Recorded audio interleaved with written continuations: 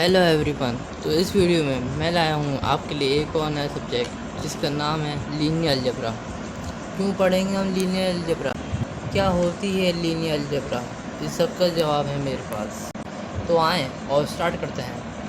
Question number 1, why we study linear algebra. तो इसका answer ये है कि लीनियर अलजेब्रा हम इसलिए पढ़ते हैं क्योंकि हमें मशीन लर्निंग में ये काम आती है। Question number 2, what is machine learning.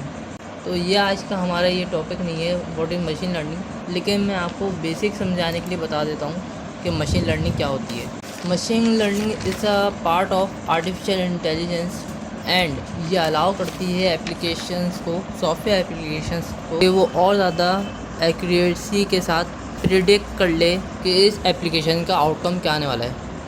तो इसका उम्मीद है कि इतना सा तारुफ सही रहेगा मशीन लर्निंग का, क्योंकि ये हमारा टॉपिक नहीं है। इसके लिए मैं एक और वीडियो बना दूंगा जब हम मशीन लर्निंग को पढ़ेंगे।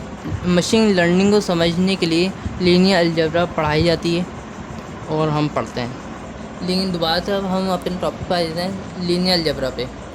तो अच्छा, लीनियर अलजेब्रा में जो है डाटा को जो हम रिप्रेजेंट करते हैं वो लीनियर इक्वेशंस।